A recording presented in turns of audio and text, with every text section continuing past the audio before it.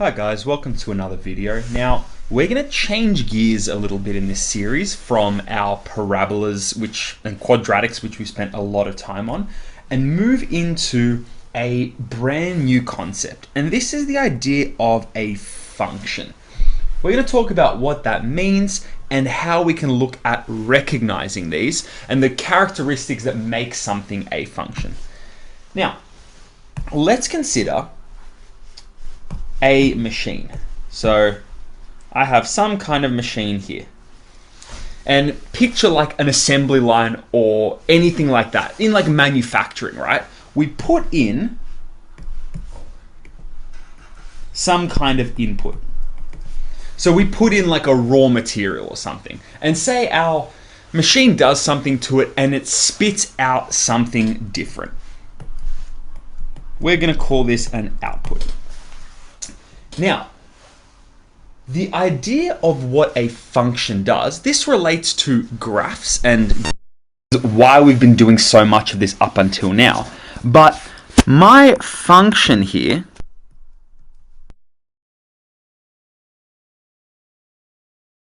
that takes in one input and spits out one output. So it's all about putting something in, getting something out. Now, we're introducing quite a few key ideas here. So I'm going to just write some definitions before we even start. Now, one word we're looking at in this series is going to be the idea of a relation. Now, a relation is any set of ordered pairs. Now, what do I mean by that? A relation is just something in which we have a pair of points. So, for example, some kind of relationship, right? That's what relation sounds like. So, any kind of points, any pairs of points where there's some relationship between one and the other. Now, a function is a type of relation. It's actually a very special type of relation. Now, relations is like a big umbrella term. That's just any point or graph, whatever, in which there is a relationship between, for example, an x value and a y value.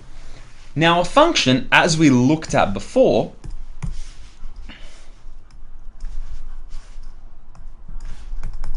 write this in, function. A function is a type of relation, so a relation in which each x value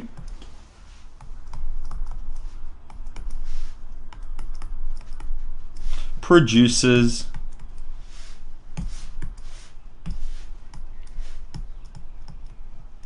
one y value. So there's this sort of one-to-one relationship here where one thing goes in, my x goes in, and one value of y comes out. Now, believe it or not, we've actually been doing this for a lot longer than we might have realized. Let's think back to linear relationship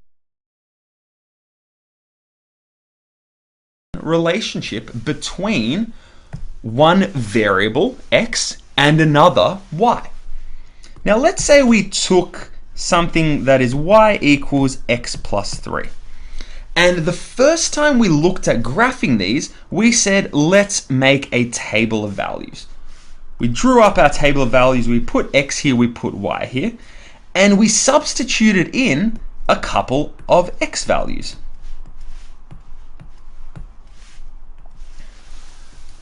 And we then went ahead and went, okay, let's put in -2 in place of the x. What does that give us? Well, -2 plus 3 gives me 1. Then we substituted in this one into here. -1 plus 3 gives me 2, and etc. Now, what we actually did here is characteristic of a function. We put in one x value and we got out one y value. And there was this one-to-one idea. For each value of x, there's going to be a value of y. Now, thinking about a definition of function, a function, and this idea of an input and an output, a function is a relation in which each x value, each single x value produces one single y value. Now, this is what we mean by a function. And we've actually been doing these a lot. And a lot of the graphs we've been doing are examples of functions. Now, one particular way we can tell, because we want to write here, how can we tell that a graph is a function? Now let's look at a couple of really simple graphs that we've looked at over the years. So my y, my x, my y, my x. So let's look first at a line similar to this example that we had up here. And let's look at something we looked at extensively in the previous videos, our parabola. Now, how we can tell that something is a function is we do something called a vertical line test.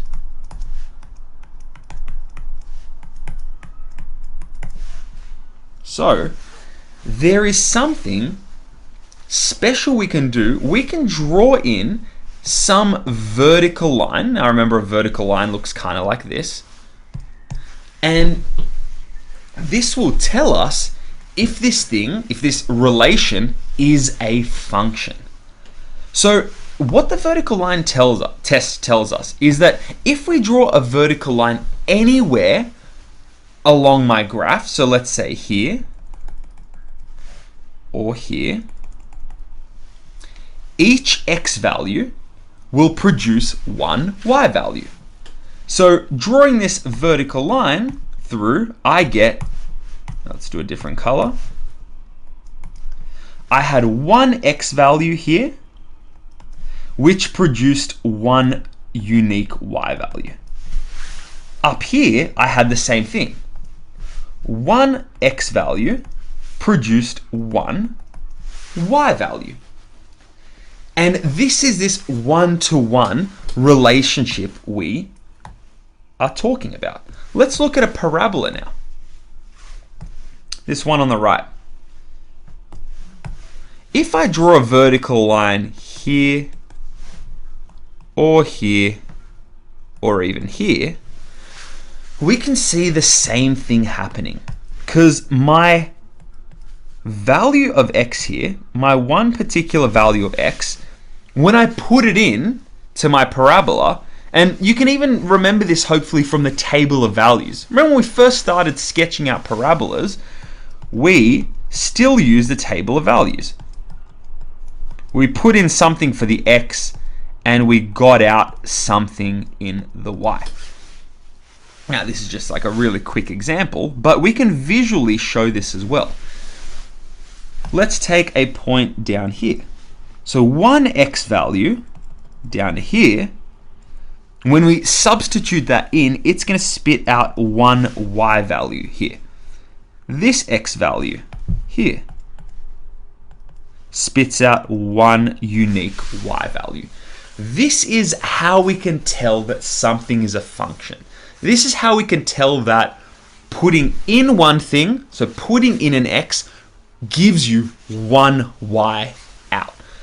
Now, it's all great to look at this idea of a vertical line test when it works, but let's just look at an example that we haven't really seen just yet, but just to illustrate this idea, let's look at something that is not a function.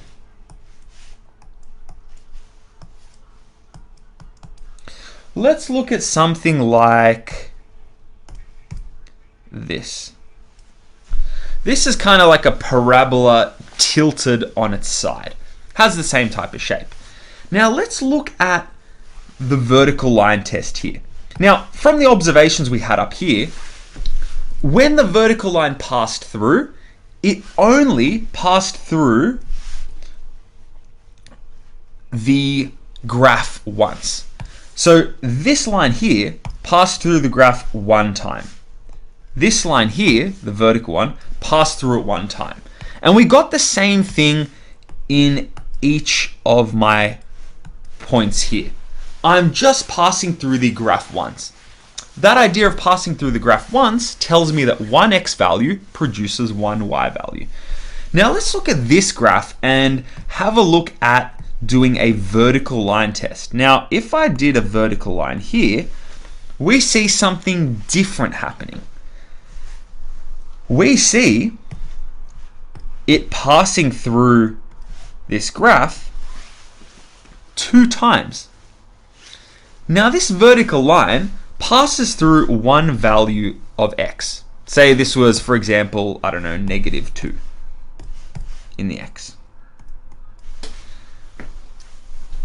When my line passes, I'm passing at 2 different points. So this means that my value of x, if I were to input this, put this in, my value of -2 produces this y value here, this positive y value, but it also, because it lines up with this vertical line, it produces a second y value. So we have 2 y values here. This, therefore, is not a function. Why is it not a function? Because one x value produces 2 y values. The criteria for a function is this idea here, in which each x value, so only one x value, produces one y value. Here we have one x value producing 2 y values. This, therefore, is not a function. So this thing fails my vertical line test. Because it passes through the graph twice. This guy up here, these 2 examples, they pass the vertical line test because they pass through the graph only once. No matter where I drew these vertical lines, it's only going to pass through the graph once. But this is how we can distinguish my regular relations, something like this. Now, it's important to note these are all what we call relations, because there's a relationship between the x and y here. But this particular thing is just a relation, because I have one x value producing multiple y values, but these guys up here are special types of relations in which one x value produces one y value. In other words, these are what we call functions. Now, this was just an introductory video to get you thinking about revisiting some things that we've already been doing, something like our table of values, because we have experience with putting in some input here, putting in something for x, and then getting an output, getting something out in the y. So we've actually been doing these the whole time. These now have a special name. These are what we call functions. One x value produces one y value. And we can see what this looks like when we graph this. Now, that's it for this video. Just a slow introduction into what we call functions. And in the next video, we're gonna do a couple of practice questions to consolidate what we've learned here. And thank you so much for watching, and I'll see you next time.